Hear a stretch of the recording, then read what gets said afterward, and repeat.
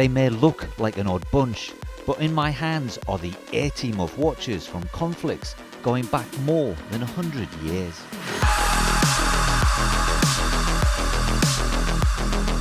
Hi last watchers, whilst working on my last review of the Presidis A11, it dawned on me that by pure chance, I currently have a collection of timepieces in my care that tell the tale and to some extent show the evolution of the military watch. All but the Casio are homages to iconic war watches that would now best be described as vintage or even antique. The G-Shock, being the only digital, might seem to be the odd one out, like a new recruit who has inadvertently walked into the officer's mess, but trust me, it belongs squarely in this rather select club. This is by no means a full review. You should consider it an insight into how necessity, ingenuity, technology and to some extent personal choice and taste have defined an entire segment of horology. If you want to know more about any of the watches in today's video, then you can click on the links to their full reviews when they appear at the top of your screen. The first watch on parade is quite literally just that, the first watch, or more to the point, the first wristwatch. This is the 37mm 1918 Trench from Singapore-based Vario, a very modern reinterpretation of an antiquity.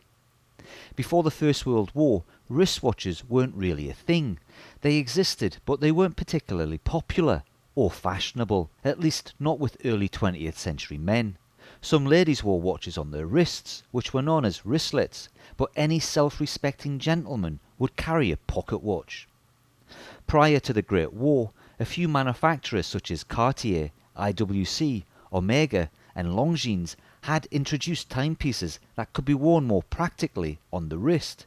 They were ideal for those early adventurers and daredevils that included aviators, automobilists and of course military officers, all of whom were seeking something more accessible which they could use to tell the time whilst carrying out their endeavours. It was a small market and would likely have stayed that way had it not been for the breakout of war in 1914. The first mechanical conflict made precise timekeeping a necessity. The officers commanding their regiments would synchronise attacks with a timepiece strapped to their wrists. The officer's watch, or trench watch, was born. The trench watch was a groundbreaking piece of kit that every soldier saw the advantage of having. Why fumble around in the dark and in the mud trying to gain access to your pocket when a quick glance at your wrist was all that was required to know the time? A much easier option. The dials were small and the Arabics were large and luminous, giving the watch ideal comfort and legibility on the front line.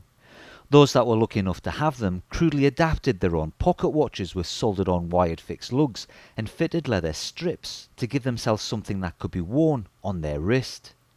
Moreover, soldiers returning home invested in an officer's watch. It was a trend that filtered down to civilians. The wristwatch became the must-have gadget that everyone wanted to own and to wear. Little more than a generation later, World War II reared its ugly head. Technology had moved on at an exponential rate across all aspects of the military. Now more than ever, good timekeeping was paramount in order to coordinate large troop movements under the cover of heavy shelling, airstrikes and naval bombardment, but also small groups of specialist teams on covert operations. All army recruits, regardless of rank, were issued with a uniform, a weapon and a field watch. Asking an individual brand to manufacture several million watches would have been a huge, if not impossible, undertaking. The easy fix was to ask several companies to produce watches that would be built to a standard specified by the military. The Presidis A11 is an upsized 38mm homage to the military specification or MilSpec watches that were produced by the likes of Bulliver, Hamilton, Elgin and Waltham. The A11 was a natural progression from the original trench watch, with no fuss, easy to read bold white Arabics on a black dial that was legible both day and night. In addition, the MilSpec requirements stated that all watches needed to survive rough battlefield conditions, that they should have a dust and waterproof case, have extreme temperature resistance, come with a central seconds hand, be fitted with a robust and accurate movement of between plus or minus 30 seconds per day, and have a power reserve of 30 to 56 hours. The original Type A11s differed only slightly in their design from each manufacturer, with slight tweaks to hands and numerals. They were produced from 1940 through to 1949 and varied in size between 32 and 36 millimeters. These non-branded icons became known as the watch that won the war.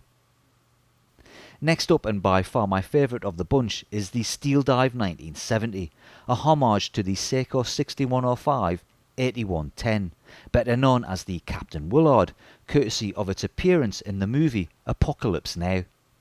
The 6105 is a watch with legendary status that it earned on the wrists of US troops during the Vietnam War. It's the biggest watch in today's collection, coming in with a 44mm diameter that dwarfs the Great War watches by some margin. But don't be fooled by its gargantuan proportions, as its asymmetric cushion style case wears smaller than you would imagine. The 6105 was not an official army supplied watch, but was quickly adopted by soldiers who were unhappy with the performance of their MilSpec issued timepieces. The jungles of Vietnam were a harsh, humid environment that wreaked havoc on a standard field watch, causing many to fail. Soldiers looking for a replacement at the post exchanges, better known as the PX, could choose from various dive watches from brands that included Rolex and Tudor. Seiko beat them all on price, a crucial factor for your average squaddy. Their tool watch capabilities and build qualities easily withstood the rigours of combat and climate, and they gained a reputation for being as tough as the soldiers that wore them. The 6105 was a considerable upgrade from the original trench watch, but even after 50 years of evolution, it was still, at its heart, an analog mechanical timepiece. That would change dramatically by the end of the decade with the introduction of quartz and digital technology.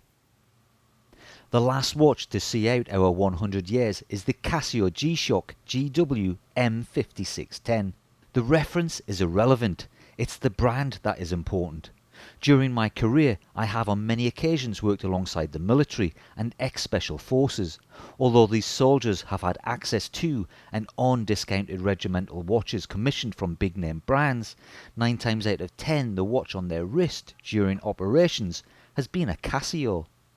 The F91, for example, has been a firm favourite amongst combatants in pretty much every conflict over the last 30 years.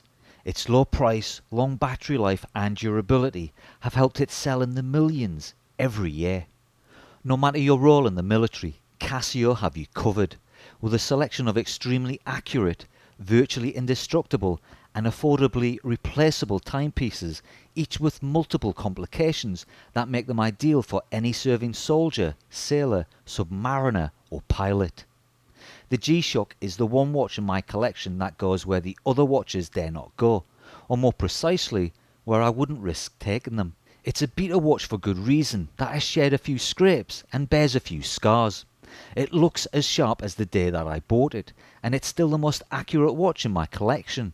In fact, it's the watch I use to set the time on my other watches.